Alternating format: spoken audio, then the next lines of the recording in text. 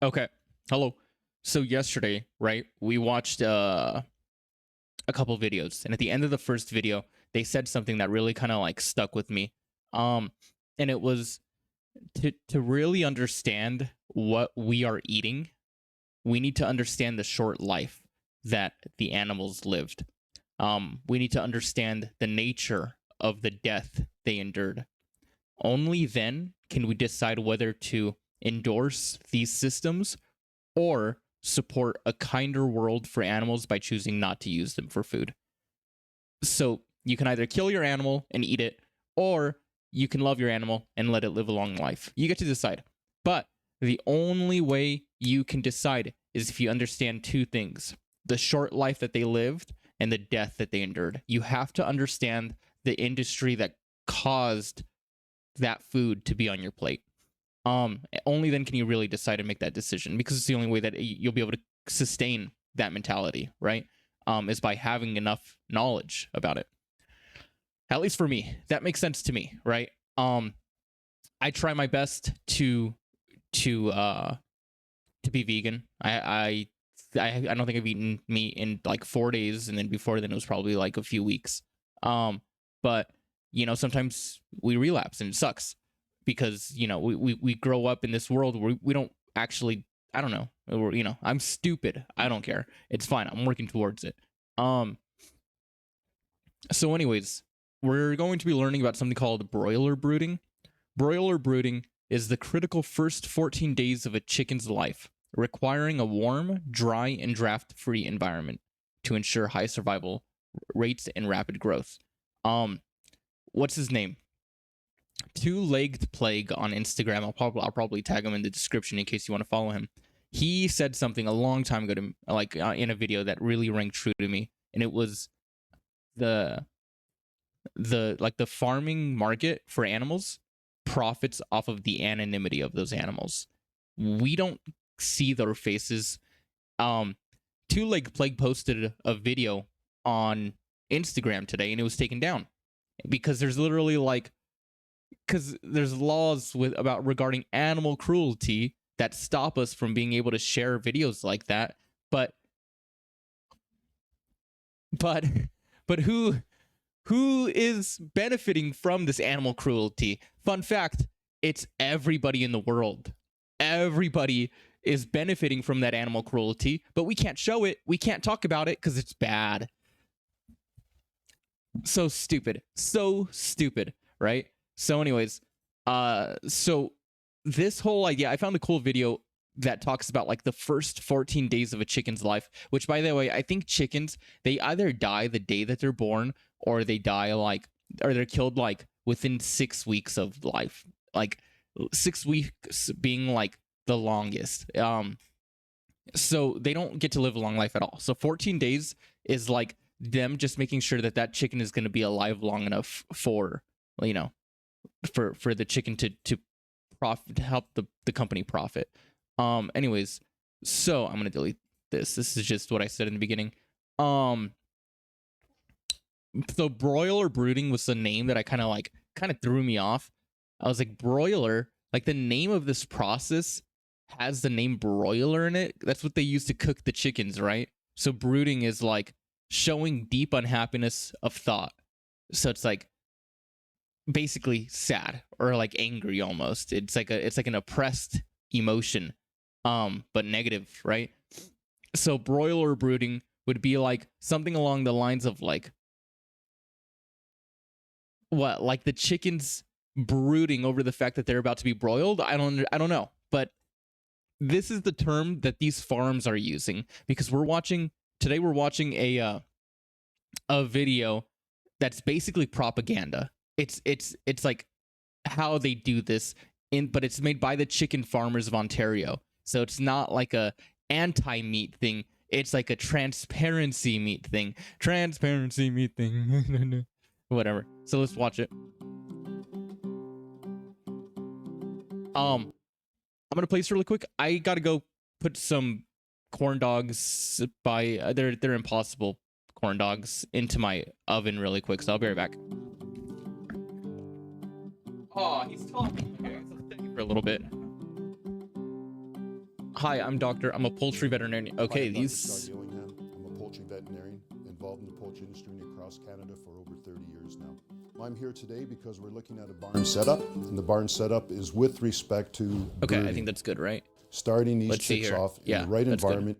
So today we're going to spend the morning and look at the brooding parameters that are conducive to developing an immune system, get the gastrointestinal system working, but more importantly, develop the bird for the future and grow it in this barn through the production cycle.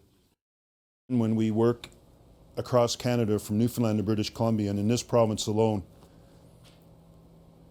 you have about 1,100 farmers. And for me, there's 1,100 different ways of growing chicken. That's why the barn dynamics are absolutely critical. And biosecurity has to be practiced at all levels. We build up the wall of protection through vaccination, good nutrition, but we need to also reduce that wave of insult. So we put on our coveralls. He's saying that like he's trying to protect the chickens. Put on our gloves. Like, come on, dude. Okay. We put on our head net. Okay, dude. Put on our boots. What is this? Because what is in contact with the environment, we need to understand could infect the birds. Yeah. Yeah, whatever, dude. You don't give a shit, dude. When I come into a barn, the really important thing is to look at an integrated approach. You just don't want to inspect. You have to have that auditing kind of attitude. Write down what you do what you write down, and prove it. We have to evaluate, and I like to use the acronym FLAWS: food, lighting, air, water, space, and sanitation, because no barn is the same.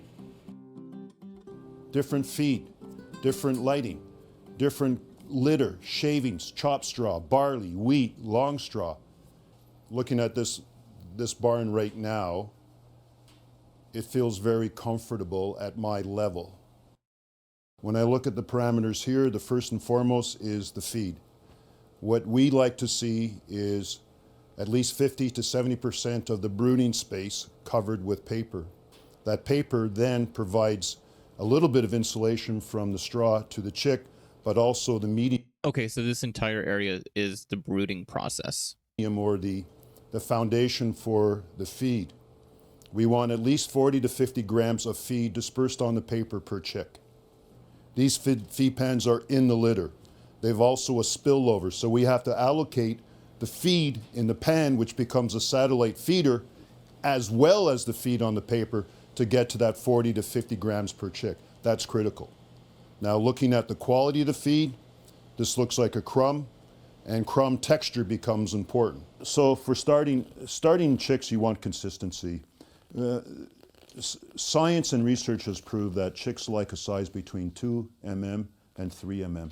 And these pans are shallow, which is good, but more feed here in the center row would be so conducive stupid. to possibly more crop fill.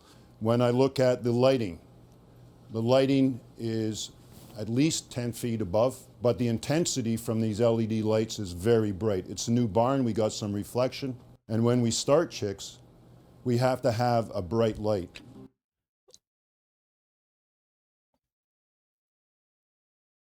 A good intensity. Okay, we turn on the lights so that they can see for the first 3 days of their life. So they're allowed to use their eyes for the first 3 days of their life. Darkness benefits birds by allowing them to sleep and develop 24-hour day-night rhythms, which is important.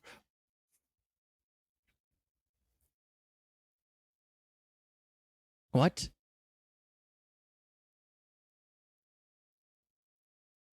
Oh, okay, so they're simulating the sun. Did I miss any more of these like little things? I feel like I did. Like right here, maybe 335. Oh, okay, I guess I didn't. Bright light, a good intensity. Oh yeah, food, lighting, air, water, space, sanitation. Like this is so stupid, dude. Like they're making the slaughter of a chicken look like it's like some mystical thing that it's like, oh, we give them a good life up until we murder them. Come on, like what the hell is that? From day 5 of placement, a dark period of at least 4 hours in each 24-hour period is required. Okay, I mean, whatever. I don't care. Dark periods must be no more than 20% of the intensity of the light period.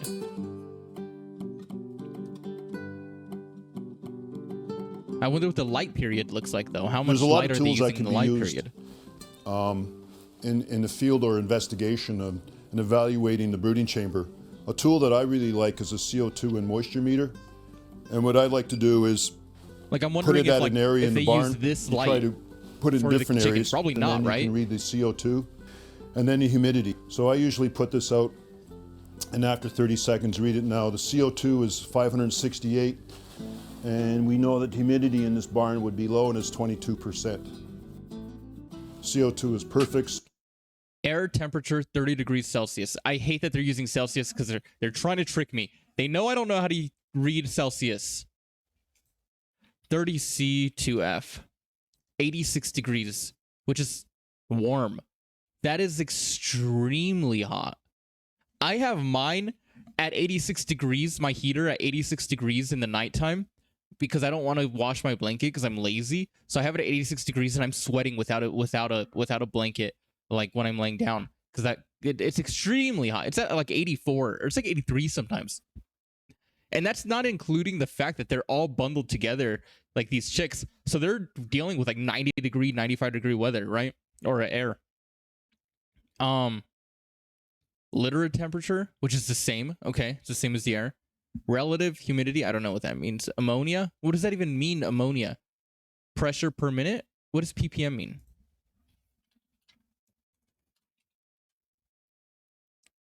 Parts per million.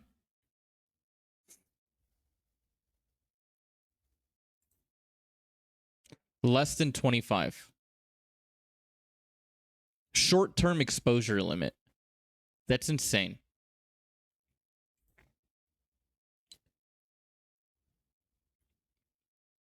Eight-hour workday long-term permissible exposure limit if you're doing 8-hour workdays.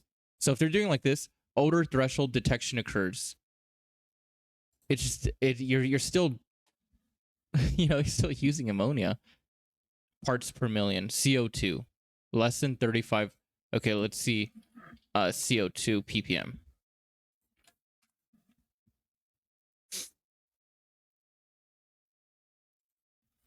Safe levels.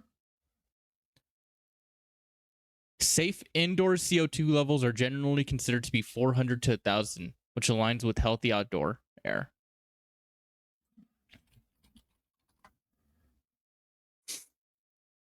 Should be kept below 3,000, below 3,500.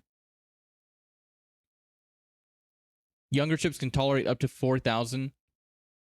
Reduced appetite. It's just like okay, great. You're like, it's not even. I don't even know what the hell I'm doing. They're murdering these animals. So they might apply their misters on the non-brooding side. Chat. I gotta put a corn dog. Hold on.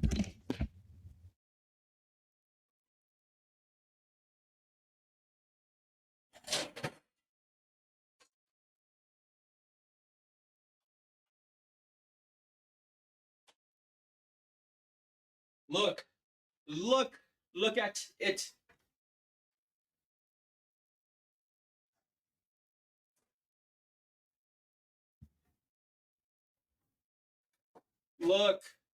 Look, it's a corn dog.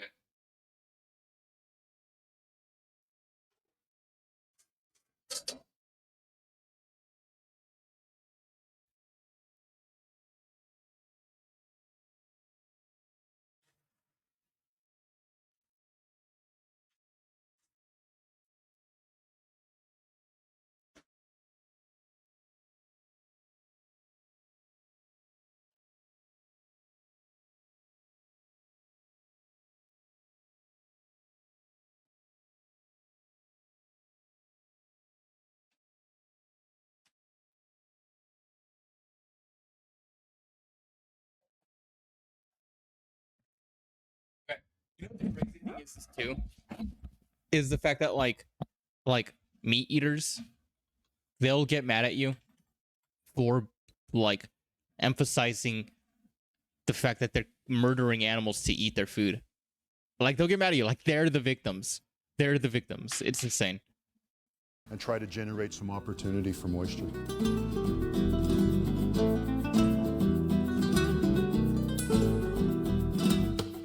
When those heaters are on, I would like to go down and find out exactly where it's 90 degrees.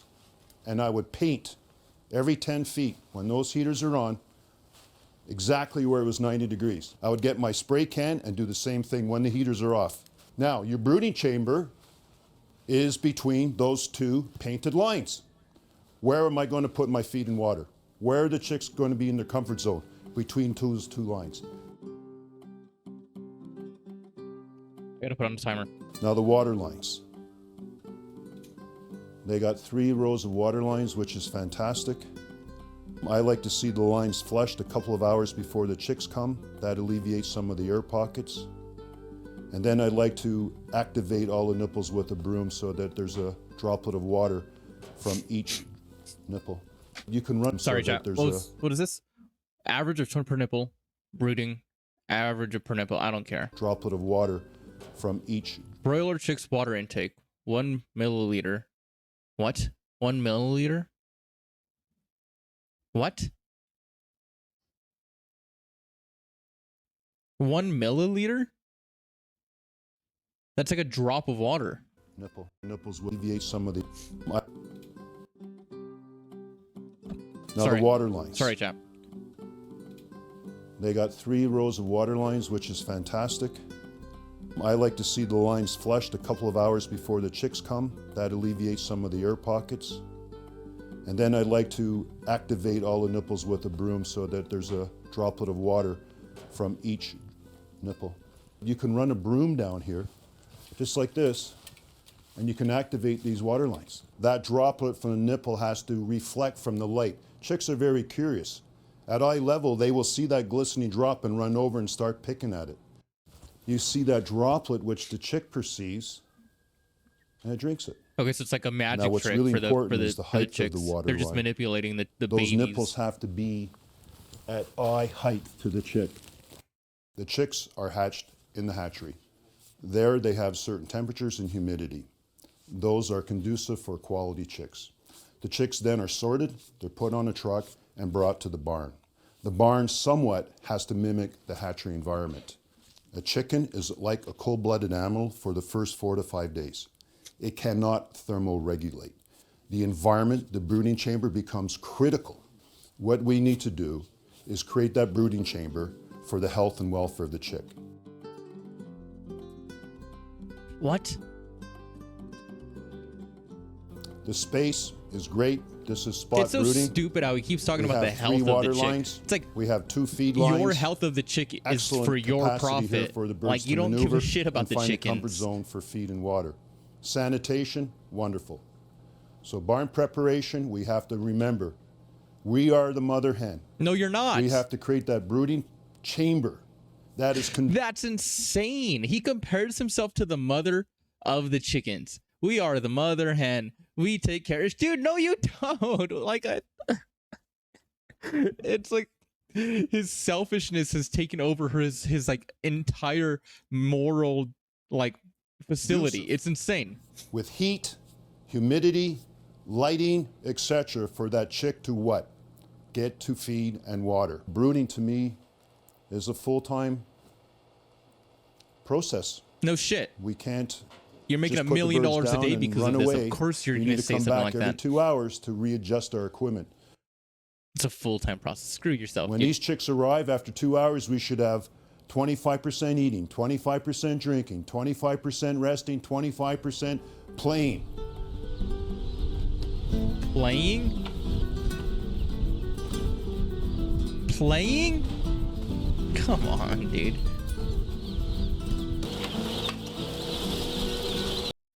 Search has changed. My bad, chat. You know how it is sometimes. The key is what we want to do is get the birds placed on the floor and then get them into the brooding chamber as quickly as possible.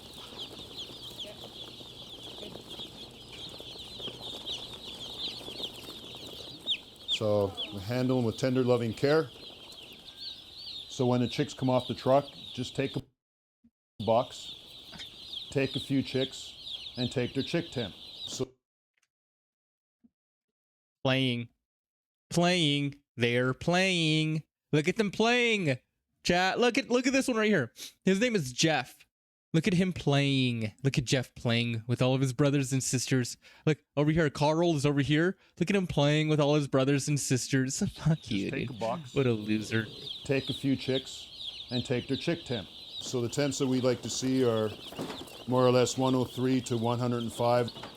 And so there's the vent. I just open it a little bit, put the thermometer at the skin, press until the light goes green, and Did he just stick that thermometer up the cat's ass? so there's the vent.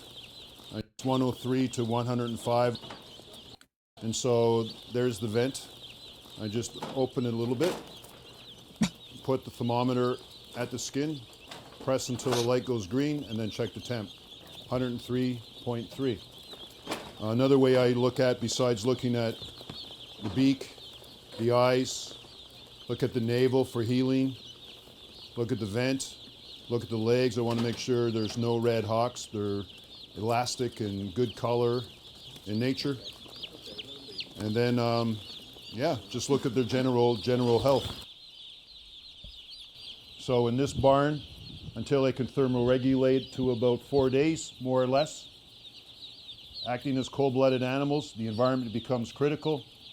I would, in a barn this size, do 5 chicks, 5 chicks, 5 chicks, 5 chicks, same place, down the length of the barn, and do it once or twice a day for the first 3 to 4 days. So why do we weigh birds? Well, we weigh birds, first of all, to give that information back to the hatchery.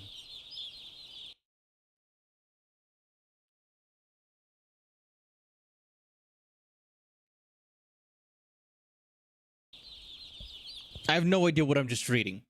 Chick weight. Day 0 is question mark, question mark, question mark. Day 7, so 1 week is 0. So whatever they were times 4 or 5. And then by week 2, which is, by the way, that's, I think week 2 is like when the brooding process is over. Or by the end of week 2, it's question mark again. Because I guess it's different. I don't know. Feed paper to feed pan. Okay. Half house brooding if used to full house. Gotcha. So here you would randomly select birds and weigh them. That information could be tabulated and get back to the hatchery. So what we're looking at is average weight, and then we can do CVs or uniformity on the bell curve. We want a nice bell curve of weight. So if the average weight is 40 grams plus or minus 4 6, grams, 7. we're nicely in that bell curve. So we'd weigh the birds at day 0, average is 40 grams. Our goal at day 7 would be 4 times 160. body weight, which is 160 grams. Breeds of today, we've seen anywhere from 4.5 to 5 times body weight. 5 times body weight at day 7. Take What the a bird, loser. make sure the scale is tared. In this case, the cup was 4 grams. Gently place the chick in the cup. It's in a closed environment. Weigh it. This chick is 42 grams. Put in the chick.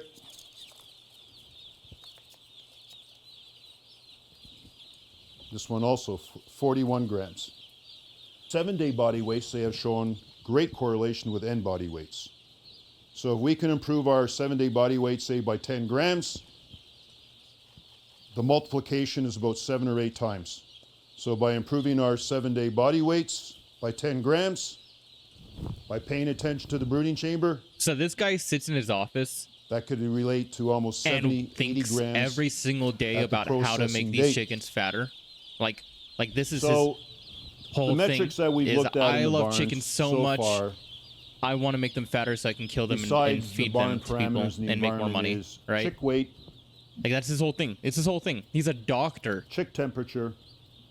And He's another a very, smart guy. very, Like very his whole important thing tool is to crop fill. improve this process for the sake of his own wallet. Crop is that little storage chamber that the birds can store feed in before it goes through the stomach into the intestine, the cecum, and then out again. It's filled with feed and water. And that tells me the birds are in a comfort zone. They're finding feed and water.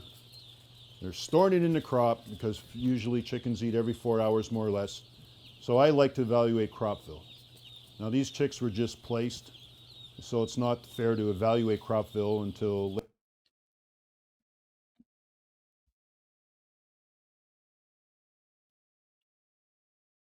Time of crop fill after placement. 2 hours target crop fill. 75. Percentage of chicks with full crops. Later Okay. on during the day, or after 2 or 3 hours, you're looking for about 60% crop fill. A day later, after placement, 24 hours, I'd like to see about 80 or 90 to 100% crop fill. And I always shoot for 100%. So crop fill can be taken in different areas of the house, because in this brooding chamber, there could be areas that are not as comfortable for acquiring food and water as others, and crop fill will give you that indication. The funny thing is that this is just information. This is management practices. This has nothing to do with the actual practices of the facility at all. We haven't seen how they put the birds in there. We haven't seen how they put the food in there, the crop fill. We haven't seen anything. We've just seen this guy talking the entire time. Seeing my stockmanship of feel and or touch, observe, etc. Now the next most important thing is the texture of the crop. When you take feed and water and mix together, it's like oatmeal or porridge. It's going to be a nice, about the size of my thumbnail or size of my thumb, depending on the age of the bird. It's going to have that nice, soft, pliable feeling. If I pick up the bird and I feel and it feels like shavings or feels like straw, that tells me the birds are litter eating. That means they could be sick. They haven't found their comfort zone. They're huddling and they're hungry, but they're eating the litter. So crop fill is a very good indication of bird comfort, seeking and finding or acquisition of food. I wonder what he does with the chickens that are sick. So what I do is, I usually do it He'd probably squish before the it chicks in his arrive, because as bare you see now, I hands got to keep it away from all the these other wonderful chickens. little chicks running around me, and I got to be conscious of where I step. But I like to do it in 3 or 4 different areas in the barn. I like to do it directly under the bulb, 7.5 foot candle, and then I like to do it between the bulbs, 6.1. For LEDs here, the brooding, the lighting, the intensity is fantastic. We can tell. I want to see how curious they are. They're pecking at my wedding band, right? What's the other thing too? If their feet are cold, I'm going to feel it. Then when I check their body temps, they were all about 103, 104 degrees. How can this guy be in this position where children and babies and everyone alike would be so happy to just be here hanging out with these chickens, and this guy knows that he's going to murder all of these and profit off of them? It's insane. Which is wonderful off the truck. It's fantastic. It's a gift. It's a living creature.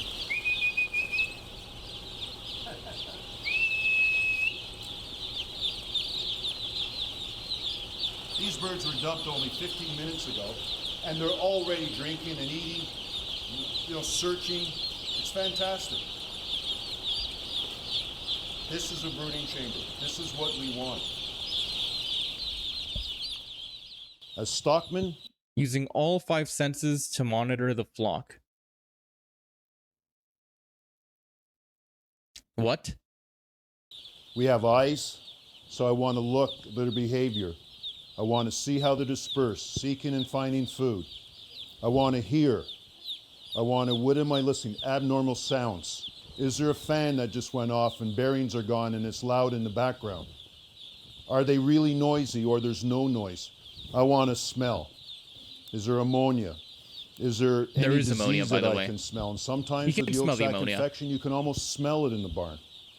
And you want to feel, pick up the birds, look for chick quality, health, vitality. Feel their feet for temperature. Stockmanship understands bird behavior, and then you get into the management role of lowering the water lines or raising the water lines or changing the fan speed or putting more feed down. That's the management part, but stockmanship is critical. As a veterinarian, I am not a big fan of using antibiotics. What did I just see there? That's the management part, but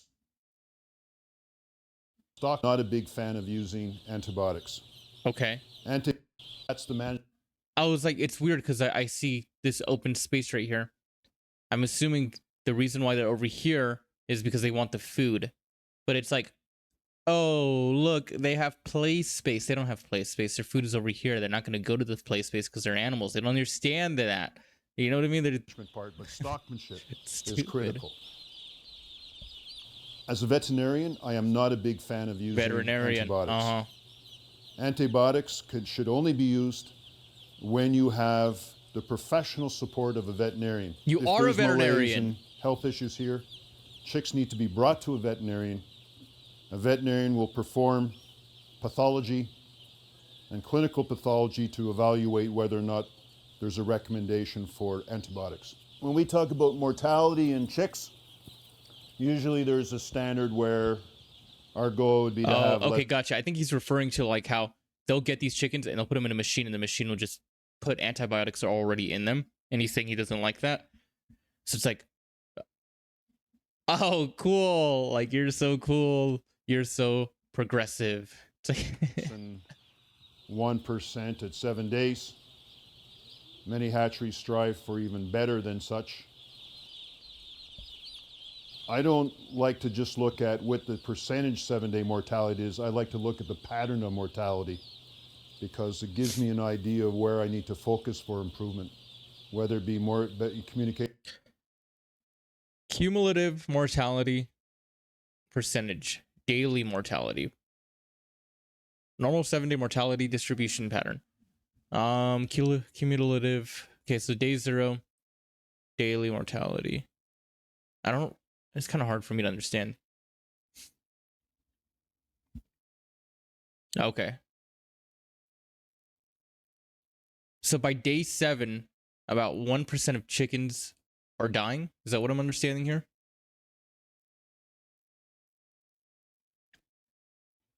Which, by the way, if they have 5,000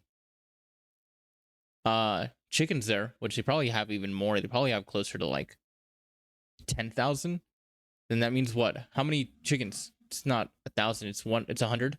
100 chickens are dying, what, every day, basically, at this point. Like, just because they just don't live, because they're just put in crappy positions.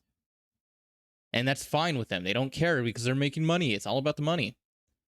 Daily mortality is closer to 20 a day. By day 4, daily mortality is at 20 a day. What? But by day 7, daily mortality, I don't understand that. How's daily mortality at 2? Okay, so I guess I don't understand what cumulative mortality is. I don't know. But also, more importantly, improvement of brooding practices. It doesn't matter. On farm. At the end of the day, none of this information actually matters because it's still the murder of animals. We had a wonderful morning. A great thanks and appreciation to the growers. It's still the murder of a life. Us to come into the barn in the operation. We had a great crew today. Most importantly, we're here to evaluate early chick performance using some of the standard acronyms like FLAWS, food, lighting, air, water. Dirt. All right, chat. Tomorrow we'll probably watch this video. That was really annoying though. I don't know. It's stupid and annoying. I hate that they just talk about their practices like it's not, there's no transparency there. Like, they act like there's transparency, but there's not. They don't care. They act like these chickens are given the best life ever. They're not. They're product. They're poultry. It's like, it's just so stupid. That was annoying. It was very annoying to watch. I have a headache. I'm going to end this video, post it, and then we'll be good to go from there. Alrighty. Sorry for being annoying today. Goodbye. Have a good day.